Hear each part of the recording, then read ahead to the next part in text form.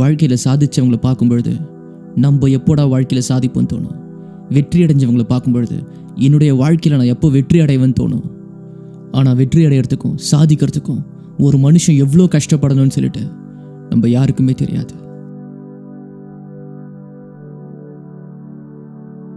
மகேந்திர சிங் தோனி, முன்னாள் Indian team captain, இப்போ இருக்கிற அந்த உச்சத்துக்கு வர்றதுக்கு எவ்வளோ கஷ்டப்பட்டுருக்காங்க, எவ்வளோ வேர்வை சிந்திருக்காங்க, எவ்வளோ உழைச்சிருக்காங்க, எவ்வளோ சாக்ரிஃபைஸ் பண்ணியிருக்காங்கன்னு சொல்லிட்டு நம்ம யாருக்குமே தெரியாது. எல்லா வெற்றியாளரும் எல்லா சாதனையாளரும் ஒரு சாதாரண நடுத்தர குடும்பத்தில் பிறந்து தான் சாதிச்சிருக்காங்க. அப்படிப்பட்ட ஒரு சாதனையாளர் தான் MS தோனி. ஃபேமிலிக்கு பெரிய பேக்ரவுண்ட் இல்லை, பெரிய சப்போர்ட்டும் இல்லாமல் இன்னைக்கு உலகம் ஃபுல்லாக தெரிஞ்ச ஒரு ஸ்போர்ட்ஸ் பர்சன் மகேந்திர சிங் தோனி. உன்னுடைய வாழ்க்கையிலையும் நீ சாதிக்கிறதுக்கு ஃபேமிலி பேக்ரவுண்ட் தேவைப்படுதுன்னு நினைக்கிறேன், நிறைய காசு தேவைப்படுதுன்னு நினைக்கிறேன். ஆனால் நீ சாதிக்கிறதுக்கு உனக்குள்ள தன்னம்பிக்கையும் தைரியமும் கடின உழைப்பும் திறமையும் இருந்தால் போதும், உன்னால் நிச்சயமாக சாதிக்க முடியும். ஜூலை 7, 1981 பீகாரில் ராஞ்சின்னு ஒரு கிராமத்தில் பிறந்தவர் தான் MS தோனி. சின்ன வயசுலேருந்தே ஸ்போர்ட்ஸில் ரொம்ப ஆர்வம். அவருக்கு ரொம்ப பிடிச்ச விளையாட்டு பேட்மிண்டன் அண்ட் ஃபுட்பால். இந்த 2 விளையாட்டுலையுமே அவர் சூப்பராக விளையாடிருக்காரு. இந்த 2 விளையாட்டில் டிஸ்ட்ரிக்ட் லெவல் வரைக்கும் அவர் செலக்ட் ஆகிருக்காரு. அவர் ஃபுட்பாலில் கோல் கீப்பராக இருந்திருக்காரு. திடீர்னு ஒரு நாள் ஆக்சிடெண்ட்டாக ஒரு விபத்தாக அவருக்கு கிரிக்கெட் விளையாடுற வாய்ப்பு கிடைக்குது. அன்னைக்கு அவருக்கு விக்கெட் கீப்பராக நிற்கிறாரு. எனக்கு ஃபுட்பால் அண்ட் பேட்மிண்டன் மட்டும் தான் விளையாட தெரியும், அதனால நான் கிரிக்கெட் விக்கெட் கீப்பராக நிற்கும் பொழுது என்னோட 100% கொடுக்குமாறுன்னு அவர் யோசிக்காமல் அவர் விக்கெட் கீப்பராக இருக்கும் பொழுது கூட அவருடைய 100% கொடுத்தாரு. அவருடைய 100% 100% கொடுத்ததால மாத்திரம்தான் இன்னைக்கு MS தோனின்னு நம்மளுக்கு ஒரு நபர் தெரியுது. நீ எந்த காரியத்தை செஞ்சாலும் உன்னுடைய 100% நீ கொடுத்துப்பார், உன்னுடைய முழு உழைப்பை நீ கொடுத்தினா உன்னால் நிச்சயமாக சாதிக்க முடியும். எனக்கு அது தெரியல இது தெரியலன்னு சொல்லிட்டு சாக்கு சொல்றதுனால மாத்திரம்தான் நம்மளால ஜெயிக்காமல் இருக்க முடியுது. நீ வெற்றி அடையிறதுக்கு நீ எந்த காரியம் செஞ்சாலும் சரி அதில் உன்னுடைய 100% கூட. MS தோனி பேட்மிண்டனாக இருக்கட்டும், ஃபுட்பாலாக இருக்கட்டும், கிரிக்கெட்டாக இருக்கட்டும், அவருடைய 100% கொடுத்ததால மாத்திரம்தான் இன்னைக்கு இவ்வளோ பெரிய உச்சத்தை அடைஞ்சிருக்காரு. 14 to 16 வயசு வரைக்கும் கமாண்டோ கிரிக்கெட் கிளப்பில் அவர் ஒரு ரெகுலர் விக்கெட் கீப்பராக இருந்தார். அவர் அந்த இடத்துல விக்கெட் கீப்பராக இருக்கும்பொழுது அவருடைய 100% கொடுத்து அவருடைய பெர்ஃபார்மன்ஸை எக்ஸலண்ட்டாக வச்சிருந்ததுனால வினோ மன்கட் ட்ரோபி அண்டர் 16 டோர்னமெண்ட்டில் அவருக்கு ஒரு வாய்ப்பு கிடைச்சிது. அவருடைய 10th ஸ்டாண்டர்டுக்கு அப்புறம் தான் அவர் கிரிக்கெட்டில் நிறைய ஃபோக்கஸ்டாக இருக்க ஆரம்பித்தார். அவருடைய 17வது வயசில் சென்ட்ரல் கோல் ஃபீல்ட்ஸ் லிமிடெட் அப்படின்னு ஒரு கம்பெனி டீமுக்கு விளையாட அவருக்கு வாய்ப்பு கிடைக்குது. இந்த வாய்ப்பு தேவல் சஹே அப்படின்ற ஒரு நபர் மூலமா அவருக்கு கிடைக்குது. தோனி அவருடைய 12வது வகுப்பு வரைக்கும் அவர் பெரிய கிரிக்கெட் மேட்ச்லாம் விளையாடினது கிடையாது, அவருக்கு பெரிய கிரிக்கெட் டோர்னமெண்ட்டில் எக்ஸ்பீரியன்ஸும் கிடையாது. தேவல் சஹே அப்படின்ற நபர் தோனி அடிக்கிற ஒரு சிக்ஸுக்கும் தோனிக்கு ஒரு 50 ரூபாய் கொடுப்பாரு.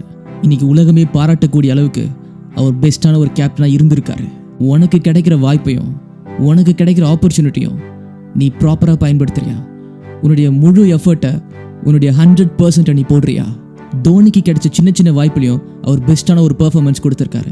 இது எல்லாத்துக்குமே ஆரம்பம் அவர் ஸ்கூலில் விளையாடின மேட்சஸ் தான். உனக்கு கிடைக்கிற சின்ன சின்ன வாய்ப்பையும் நீ அலட்சியப்படுத்தினா, அதை நீ ஒழுங்காக யூஸ் பண்ணாமல் இருந்தினா உன்னால் உன் கனவு அடைய முடியாது. உனக்கு பிடிச்ச விஷயத்துலேயே உன்னால் சக்ஸஸ்ஃபுல்லாக இருக்க முடியாது. உனக்கு கிடைக்கிற வாய்ப்பு சின்னதோ பெருசோ அதை பார்க்குறதுக்கு நிறைய பேர் இருக்காங்களோ இல்லையோ, ஆனால் உன்னுடைய 100% கூட. யார் பார்த்தாலும் பார்க்காம இருந்தாலும் உன் கனவுக்காக நீ உழைக்கிற 100% உனக்கு இப்போ இல்லாட்டியும் என்னைக்காச்சும் ஒரு நாள் பெரிய பலனை கொடுக்கும். தோனி அந்த கம்பெனிக்கு விளையாட ஆரம்பித்த 1 வருஷத்தில் அவர் பீகார் ரஞ்சி டீமுக்கு அவரை ரெக்கமெண்ட் பண்ணுறாங்க. 17 வயசில் பீகார் அண்டர் 19 ரஞ்சி டீமுக்கு தோனி விளையாடுறாரு. அவர் விளையாடின அந்த டீம் அந்த டைமில் டோர்னமெண்ட்டில் 4th place தான் முடிக்கிறாங்க. அந்த நேரத்துலையும் தோனியோட டீம் தோற்று தான் போகுது. அதுக்கு அடுத்த வருஷம் பீகார் அண்டர் 19 டீமும் பஞ்சாப் அண்டர் 19 டீமும் ஒரு மேட்சை ஃபேஸ் பண்ணுறாங்க. அந்த மேட்ச்சில் தான் MS தோனி யுவராஜ் சிங்கை மீட் பண்ணுறாரு. தோனி டீம் அடித்த மொத்த ஸ்கோரையும் ஒரே நபராக யுவராஜ் சிங் அடிக்கும் பொழுது தோனிக்கு அந்த இடத்துல ஒரு பெரிய தோல்வி, ஒரு பெரிய அவமானம். ஆனால் அந்த தோல்வியையும் அந்த அவமானத்தையும் பெருசாக பார்க்காம அவருடைய கனவுக்காக முன்னாடி போயிட்டே இருந்தார். எந்த தோல்வியும் அவரை நிப்பாட்டல. ஆனால் நம்மளுடைய வாழ்க்கையில் சின்ன சின்ன தோல்வி கூட, சின்ன சின்ன கசப்புகள் கூட, சின்ன சின்னதாக மற்றவங்க பேசுகிற வார்த்தைகள் கூட நம்மளை தடுத்து நிப்பாட்டிடுது. தோனி அந்த வருஷம் மேட்ச்சில் நல்லா பெர்ஃபார்ம் பண்ணதுனால அவர் ஈஸ்ட் ஜோன் அண்டர் 19 டீமுக்கு குவாலிஃபை ஆகிறாரு. தோனி அவருடைய 18வது வயசில் ஃபர்ஸ்ட் டைம் ரஞ்சி ட்ரோஃபி விளையாடுறாரு. அவர் விளையாடின ஃபர்ஸ்ட் மேட்ச்சில் அவர் 68 ரன் அடித்து நாட் அவுட்டாக இருந்தார். அதுக்கு அடுத்த வருஷம் அவர் விளையாடின ரஞ்சி ட்ரோஃபியில் 5 மேட்ச்சுக்கு 283 ரன் அடிச்சிருக்காரு, அதில் ஒரு செஞ்சுரி. அதுக்கு அடுத்த வருஷம் அவர் விளையாடின ரஞ்சி ட்ரோஃபியில் விளையாடின 5 மேட்ச்சில் 4 மேட்ச்சில் அவர் ஹாஃப் செஞ்சுரி. இப்படி ஒரு படியாக முன்னேறினவர் தான் மகேந்திர சிங் தோனி. வாழ்க்கையில் வெற்றி அடைஞ்சவங்க யாராக இருந்தாலும் சரி ஒரு படியாக தான் மேலே போயிருக்காங்களே தவிர டைரெக்டாக அவங்க அந்த உச்சத்தில் அடையல. நீயும் உன்னுடைய வாழ்க்கையில் தோல்விகளை கடந்து நிறைய அவமானங்களை கடந்து அதெல்லாம் தாண்டி வரும்பொழுது தான் நீ வெற்றி அடைய முடியும். தோனி அவருடைய 20வது வயசில் அவர் கரக்பூர் ரயில்வே ஸ்டேஷனில் அவருக்கு ஒரு வேலை கிடைக்குது. அவங்க குடும்பத்தில் இருக்க எல்லாருமே சந்தோஷப்படுறாங்க. மகனுக்கு ஒரு நல்ல வேலை கிடைச்சிருச்சு, ஒரு நல்ல கவர்மெண்ட் ஜாப் கிடைச்சிருச்சு, இனிமேல் லைஃப் செட்டில்டு அப்படின்னு நினச்சிட்டு இருக்காங்க. ஆனால் அந்த டைமில் தோனிக்கு புரிஞ்ச ஒரு விஷயம் என்னென்னா, இந்த இடத்துல நான் இருந்தேன்னா என் கனவை என்னால் அடைய முடியாது, என் லட்சியத்தை என்னால் அடைய முடியாது அப்படின்ட்டு தோனியோட ஆழ் மனசில் நல்லாவே புரிஞ்சிடுச்சு. அந்த இடத்துல வேலை செஞ்ச 3 வருஷத்துலையும் தோனி ஒரு சூப்பரான ஒரு எம்ப்ளாயி அப்படின்ற பேரை தான் வாங்கியிருக்காரு. அவர் மனசில் எதுவுமே வச்சுக்க மாட்டார். எதுவாக இருந்தாலும் டைரெக்டாக ஓப்பனாக ஒரு நேர்மையான ஆஃபீஸர்ன்ற பேரை தான் தோனி வாங்கியிருக்காரு. உன்னுடைய வாழ்க்கையில் நீ எந்த வேலை செஞ்சாலும் நேர்மையாக கடினமாக உழைக்கும் பொழுது கண்டிப்பாக உன்னோட வெற்றி அடைய முடியும். குறுக்கு வழியை தேடினா சாதிக்க முடியாது, வெற்றி அடைய முடியாது. நீ நேர்மையாக உழைக்கும் போது வெற்றி நிச்சயமாக உன்னை தேடி வரும். அந்த இடத்துல இருந்து அவரால் கனவு அடைய முடியாதுன்னு அவருக்கு தெரிஞ்சதுக்கப்புறம் அந்த இடத்துல இருந்து அவர் விலகி வந்துட்டார். Ranji trophy, Deodhar trophy, Duleep trophy, இப்படி நிறைய தடைகளையும் நிறைய சவால்களையும் தாண்டி வந்தவர் தான் மகேந்திர சிங் தோனி. எந்த விளையாட்டாக இருந்தாலும் சரி, எல்லா விளையாட்டு வீரரும் இப்படி நிறைய தடைகளையும் நிறைய சவால்களையும் தாண்டி தான் சாதிச்சிருக்காங்க. அவருடைய 22வது வயசில் அவருக்கு இந்தியா ஏ டீமுக்கு விளையாட வாய்ப்பு கிடைக்குது. இந்தியா ஏ டீமுக்கு விளையாடுறதுக்காக அவர் ஜிம்பாப்வே அண்ட் கென்யா இப்படிப்பட்ட நாடுகளுக்கு அவர் போகிறாரு. ஒரு மேட்ச்சில் 7 கேட்சஸ் 4 ஸ்டம்பிங் பண்ணுறாரு. தொடர்ந்து 200 அடிக்கிறாரு. அந்த டோர்னமெண்ட்டில் மொத்தமாக தோனி 362 ரன்னு 6 மேட்ச்க்கு அடிக்கிறாரு. ஆவரேஜாக 72.40. இந்த டைமில் தான் அந்த டைமில் கேப்டனாக இருந்த சௌரவ் கங்குலி அவங்க தோனியை பற்றி கேள்விப்படுறாரு. தோனியோட 23வது வயசில் தான் தோனிக்கு இந்தியன் கிரிக்கெட் டீமில் விளையாட வாய்ப்பு கிடைச்சிது. அந்த டைமில் தோனிக்கு காம்படிஷனாக இருந்தவங்க பார்த்திவ் பட்டேல், தினேஷ் கார்த்திக், இவங்க 2 பேருமே இந்தியன் அண்டர் 19 டீமுக்கு விளையாடி இருக்காங்க. அண்ட் இவங்க 2 பேருமே இந்தியன் அண்டர் 19 டீமுக்கு கேப்டனாகவும் இருந்திருக்காங்க. இவங்க 2 பேரையும் தாண்டி சௌரவ் கங்குலி தோனியை செலக்ட் பண்ணுறாங்க. இது தோனிக்கு ஒரு மிகப்பெரிய வாய்ப்பு அண்ட் மிகப்பெரிய ஆப்பர்ச்சுனிட்டி. ஆனால் தோனி அவரோட முதல் மேட்ச் பங்களாதேஷ் கூட ஆடும்பொழுது அவர் டக் அவுட் ஆகுறாரு, அதுவும் ரன் அவுட். அவருக்கு கிடைச்ச இவ்வளோ பெரிய வாய்ப்பில் அவர் ஒரு ரன் கூட எடுக்காமல் அவுட் ஆகுறது அவருக்கு ரொம்ப கஷ்டமாக இருந்துச்சு. இதுக்கப்புறம் விளையாட வாய்ப்பு கிடைக்குமா நினச்ச அந்த டைமில் திரும்பவும் பாகிஸ்தான் கூட விளையாட வாய்ப்பு கிடைக்குது. அந்த சீரியஸில் விளையாடின 2வது மேட்ச்லேயே தோனி 148 ரன்னு 123 பாலுக்கு அடிக்கிறாரு. தோனியோட 24வது வயசில் தோனிக்கு திரும்பவும் ஸ்ரீலங்கா கூட விளையாட ஒரு வாய்ப்பு கிடைக்குது. அந்த மேட்ச்சில் ஸ்ரீலங்கா 299 ரன் அடிச்சிட்டாங்க. இந்தியன் டீம் விளையாட ஆரம்பிக்கும் பொழுது சச்சின் டெண்டுல்கர் அப்படிப்பட்ட சிறப்பான வீரர்களை சீக்கிரமாக அவங்க இழந்து போயிடுறாங்க. அந்த டைமில் தோனி வந்து 183 ரன்னு 145 பாலுக்கு அடிக்கிறாரு. அந்த மேட்சை இன்னை வரைக்கும் யாராலையும் மறக்க முடியாது. அதுக்கப்புறம் தோனியுடைய வாழ்க்கையில் நிறைய வெற்றிகள். ஆனால் இந்த வெற்றிக்கெல்லாம் முன்னாடி அவர் நிறைய கஷ்டப்பட்டிருக்காரு, நிறைய சாக்ரிஃபைஸ் பண்ணியிருக்காரு, நிறைய உழைச்சிருக்காரு, நிறைய வேர்வை சிந்திருக்காரு, நிறைய தியாகங்களை பண்ணியிருக்காரு. இப்படிலாம் ஒரு நபர் பண்ணதால தான் இவ்வளோ பெரிய வெற்றி அவரை தேடி வந்திருக்கு.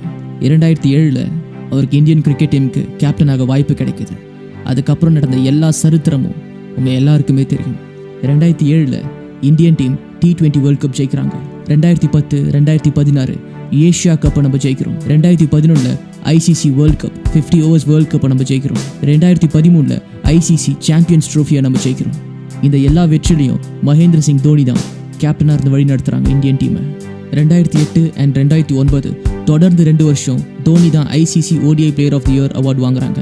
அதுதான் முதல் முறை ஒரு நபர் தொடர்ந்து 2 வாட்டி ODI player of the year award வாங்குறது. 2007 ராஜீவ் காந்தி கேல் ரத்னா அப்படின்ற அவார்டை தோனி வாங்குறாங்க. 2009 பத்மஸ்ரீ அவார்டு வாங்குறாரு மகேந்திர சிங் தோனி. 2018 பத்மபூஷன் அவார்டு வாங்குறாரு மகேந்திர சிங் தோனி.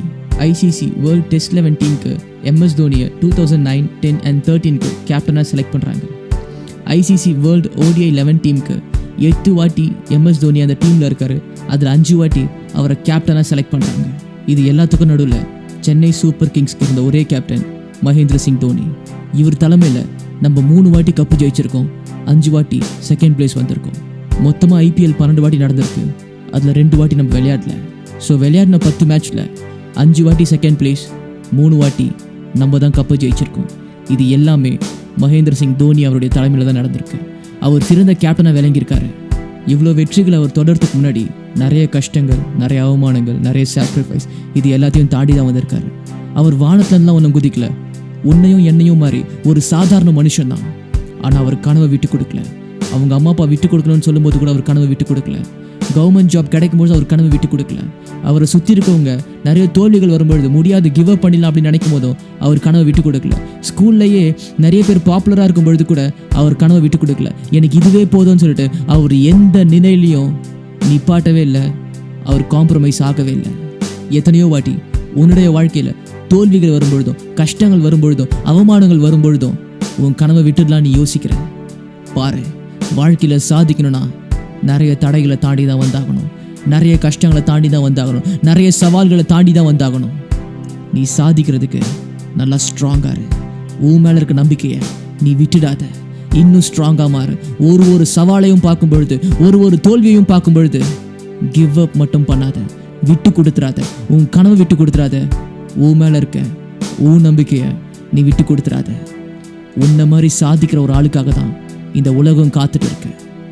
உன் கனவை விடாம உலகமே திரும்பி பார்க்குற மாதிரி உன்னால் சாதிக்க முடியும், உன்னால் உன் லட்சியத்தை அடைய முடியும். இத்தனை தோல்விகளையும் தாண்டி தோனியால் சாதிக்க முடிஞ்சது. எல்லா தோல்விகளையும் தாண்டி உன்னால் சாதிக்க முடியும். அவருடைய விளையாட்டில் மட்டுமே அவர் இவ்வளோ கஷ்டங்களை தாண்டி வந்திருக்காரு. இது மட்டும் இல்லாமல் இன்னும் பர்சனல் லைஃப்பில் அவர் நிறைய கஷ்டங்களை அனுபவிச்சிருக்காரு. ஃபேமிலியில், ஃபினான்ஷியலாக அவர் நிறைய தடைகளை தாண்டி தான் வந்திருக்காரு.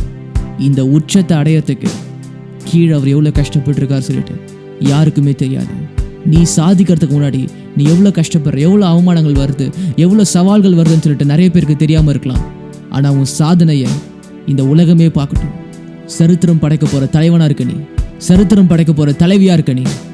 எதுக்காகவும் பயப்படாத, தைரியமாக தன்னம்பிக்கையோட உன் கனவை நோக்கி ஓடு, தலை நிமிர்ந்து ஓடு. நீ எதுக்காகவும் அசிங்கப்பட தேவையில்லை, எந்த தோல்விக்காகவும் நீ ஓரமாக உட்கார தேவையில்லை.